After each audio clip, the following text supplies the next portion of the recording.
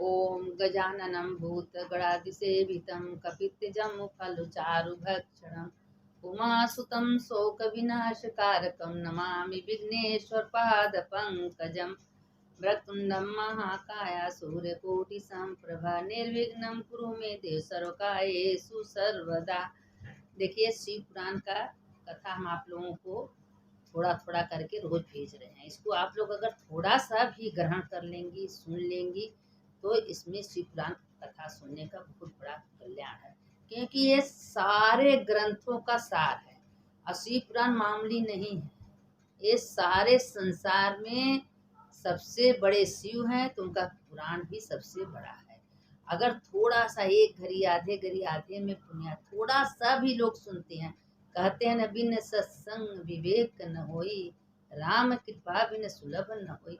अगर थोड़ा सा लोग सत्संग करते हैं, कथा सुनते हैं, उनका कल्याण होता है। शिव जी कहते हैं कि जो मेरा नाम लेता है, चलते उठते बैठते मेरा सत्संग करता है, मेरा कथा सुनता है, उसका तो कल्याण होता ही है।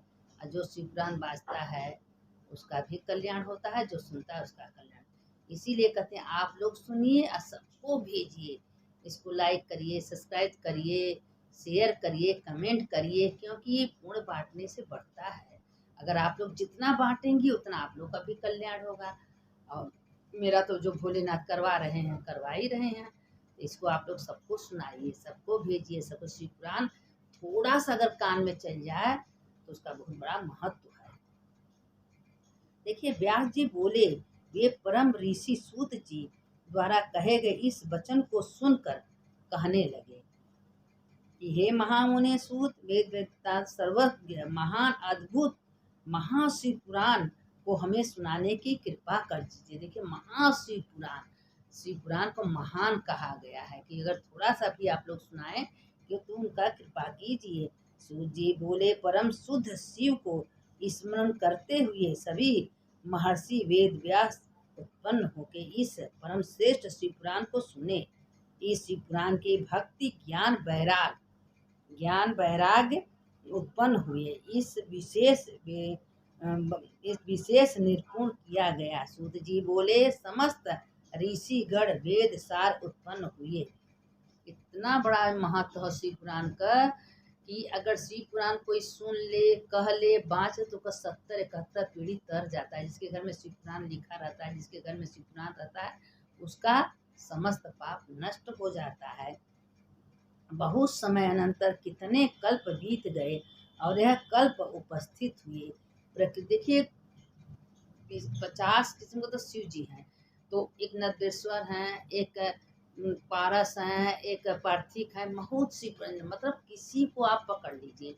अगर एक शिव जी घर में रख के अगर पूजा करते, कहते हैं 33 करोड़ देवी देवता का पूजा करिए, अगर शिव जी का पूजा नहीं किए तो सब बेकार है। तो इसीलिए सबका पूजा करिए, पर शिव जी का जरूर करिए, क्योंकि शिव जी का कर ली सबका पूजा हो गया, शिव जी का नहीं की सबका पूजा की सब बेकार है। तो इसीलिए शिव जी का पूजा जरूर घर में करें। कोई शिव जी लिंग, कोई लिंग घर में रखना चाहिए। उनको बेलपत्ती, फूल, चंदन, भगवान तो कहते हैं आपके पास कुछ नहीं है, थोड़ा सा दूधाना अच्छा चढ़ा दीजिए, भस्म चढ़ा दीजिए, एक बेलपत्ती से मेरा आरती कर दो, उतने में खुश हो जाते हैं। से नाम रखा है देवों के देव महादेव, सबसे बड़े हैं देवों के देव महादेव, तो थोड़े में खुश हो जाते हैं। और जो शिव पुराण का शिव जी का पूजा करके उनका कथा कहता है, सुनता है, वो तो बहुत बड़ा महत्व होता है। ब्रह्मा जी बोले, जिसे प्राप्त किए बिना मन के साथ वाणी लौट आती है, बिना प्राप्त किए मन वाणी लौट आती है। भगवान उसके आत्मा में, शिव जी उसके आत्मा में विराजमान हो जाते हैं। पंचभूत एवं इंद्रियों के साथ ब्रह्मा विष्णु रुद्र एवं इंद्र आदि देवता सहित यह सारा जगत उत्पन्न हुआ दिखाई देता है। इसे देखने से अभिलाषा करते हैं। बताइए, रास्ते में उनके कहने का मतलब थी कि रास्ते में आकाश मार्ग से जब चंचुला जा रही थी तो कहीं शिव पुराण का कथा हो रहा था, वो यज्ञ हो रहा था, वहाँ थोड़ा सा कथा सुनने के बाद उसकी बुद्धि सुधर गई। तो ये बताइए कि अगर प्रेम से अच्छे से आप अगर शिव पुराण सुनेंगे तो क्या आपकी बुद्धि नहीं सुधरेगी, आपकी बुद्धि नहीं बदलेगी? जरूर बदलेगी। वही कहते हैं कि अगर अच्छे लोग अगर आपको मिल जाए तो आपको सुधार देंगे, बुरे लोग मिल जाएंगे तो आपको डुबो देंगे। तो इसीलिए अच्छे का साथ पकड़िए, बुरा का साथ मत पकड़िए जो आपको डुबा दे। आपको जो रास्ता दिखाएं, जो सही मार्ग बताएं, उसी का साथ पकड़िए और ऐसे साथ मत पकड़िए कि जो आपको डुबा दें। शिव का प्रसाद कितना महत्व है। ये मनुष्य युक्त हो जा देवताओं की कृपा से भक्ति उत्पन्न होता है तथा देवता भी भक्ति पूर्वक अथवा अंकुश बीज उत्पन्न करते हैं। इसलिए ब्राह्मणों को आप लोग पृथ्वी पर आकर ईश्वर प्रभु शिव की प्रशंसा से वेदोक्त विद्या सारभूत साध्य साधन हो जाते हैं। जिस मुनि ने कहा परम साध्य क्या है, परम साध्य क्या है, परम उपासना क्या है, 33 करोड़ देवी देवता काशी में वास किए हैं और काशी में तो कंकड़ शंकर है। कहाँ ऐसा जगह नहीं है जहाँ शंकर न हो। तो लोग कहते हैं कि शंकर का कहीं भी किसी मंदिर में जाइए, कहीं भी उनका दर्शन कर लीजिए, आपको पूरे मिलना ही मिलना है। लोग कहते हैं एक एक पग, अगर आप मंदिर में, मामूली बात नहीं है, आप कहीं अगर दर्शन करने जा रही हैं, एक लोटा जल ली हैं, तो जितने पग चल रहे उतने अश्वमेध का पुण्य आपको प्राप्त होता है। इसीलिए कहते हैं कि मंदिर में जाना खिलवाड़ बात नहीं है। अगर वो जल लेके पैदल आप जा रही हैं तो आपको उतना अश्वमेध यज्ञ होगा। क्या आप अश्वमेध यज्ञ कर सकती? नहीं कर सकती। तो आप भगवान के मंदिर में जाइए, एक लोटा जल लीजिए, भगवान भोलेनाथ का प्रार्थना कीजिए।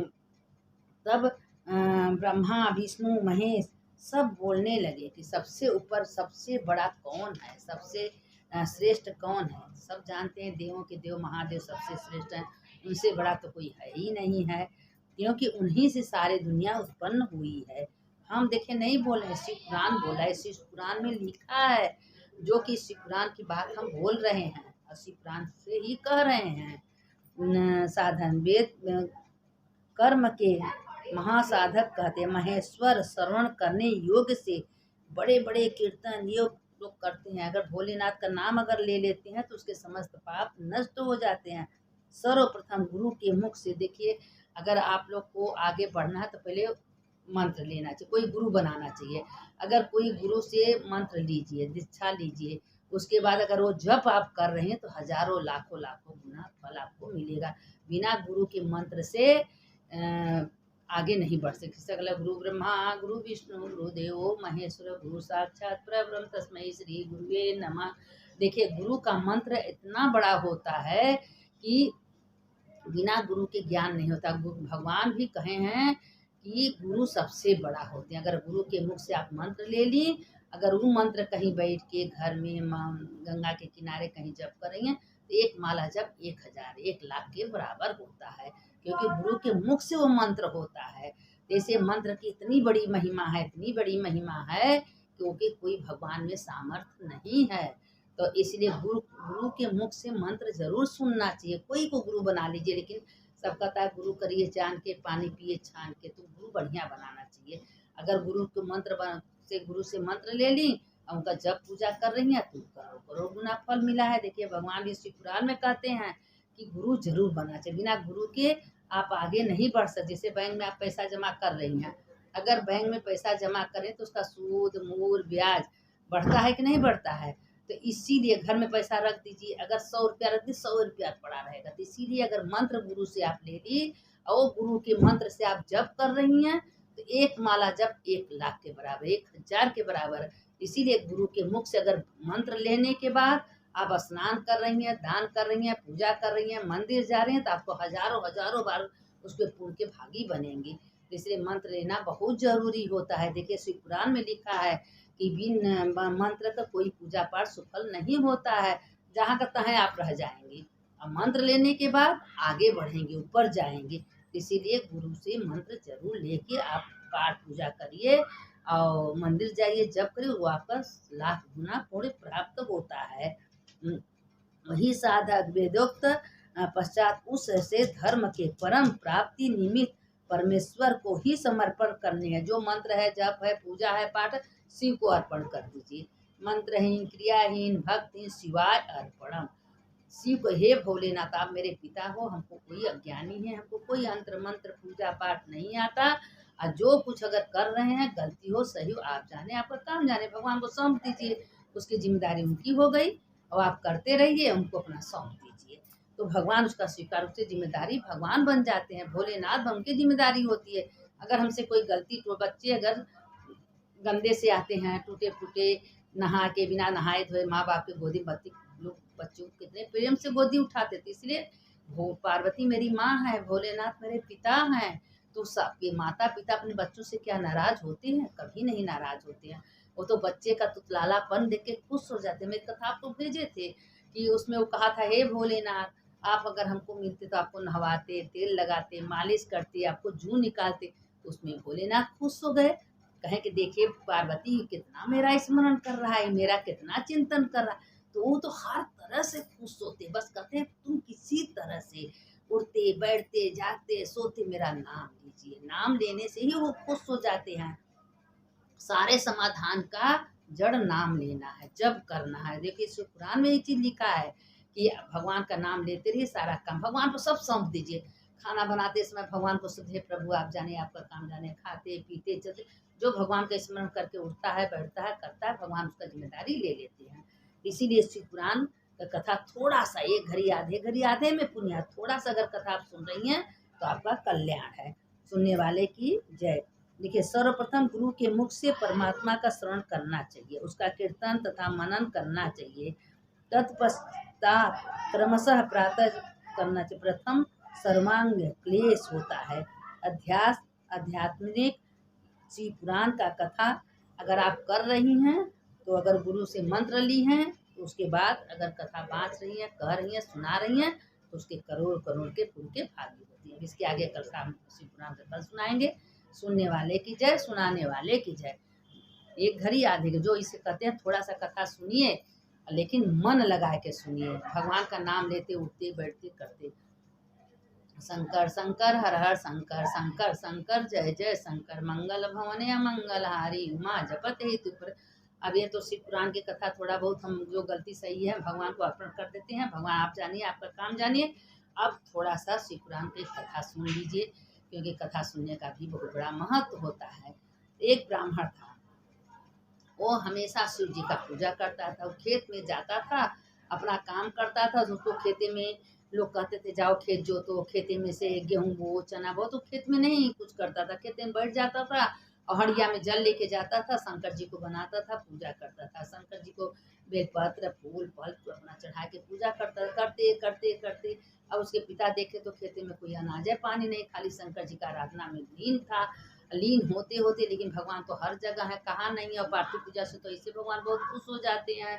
लेकिन वो जंगल में खेत में बैठ के हमेशा शंकर जी का आराधना करता था, पूजा करता था। कोई जाता था तो कहा देखिए मेरे शंकर जी हैं, इनको जल चढ़ा दीजिए। मेरे शंकर जी ओम नमः शिवाय ओम नमः शिवाय करते थे। और एक गाय वो पाला था, वो गाय पाला था, गाय को भी अपने साथ साथ खेत में ले जाता था। जब अपना पार्थिव पूजा बना लेता था, पूजा करता था, तो गाय माता से कहता था, हे गाय माता ये दूध से इसका अभिषेक कर दीजिए। अब गाय माता उस शिवलिंग पर खड़ी हो जाके अपने दूध का धार गिराती थी। रोज का किस्सा था। तो एक दिन उसके पिताजी माताजी कहते थे, बेटा तुम कहाँ जाते हो गाय को लेकर? तो कहा पिताजी हम खेत में जाते हैं। तो उसके माता पिता सोचे कि खेत में जाता है, खेत का देख रेख करता है, गेहूं चावल अपन बोता देवता देखता है। उनको क्या पता है कि खेत में जाता है तो भगवान शंकर की पूजा करता है, खेत में बना के पूजा करके और गाय को भी साथ में ले जाता है।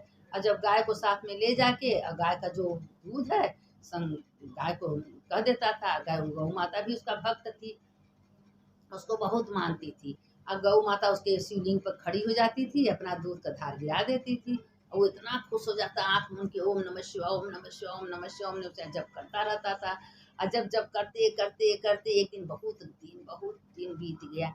तो उसने कहने लगा कि सब उसके पिता देखेंगे खेते में क्या है क्या नहीं है, खेत कहाँ तक पहुँचा। देखें तो वहाँ कुछ नहीं, खेत एकदम खाली और वो बैठ के शिव का आराधना कर रहा है।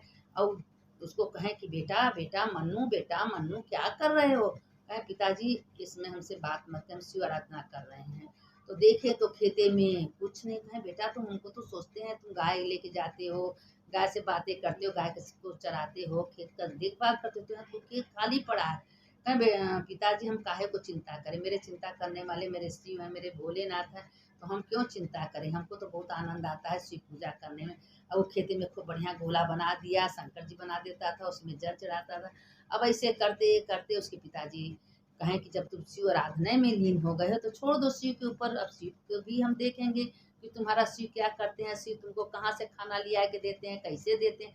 अब इतना उसको विश्वास था कि हम शिव का आराधना करें तो शिव हमको तो भूखा रखेंगे नहीं। अब उस दिन बीतते बीतते गांव भर सब उसको इतना बोलने लगा, डांटने लगा कि ये सारे लड़कों को सबको बुला के शिव आराधना में लीन है, शिव का पूजा करता है।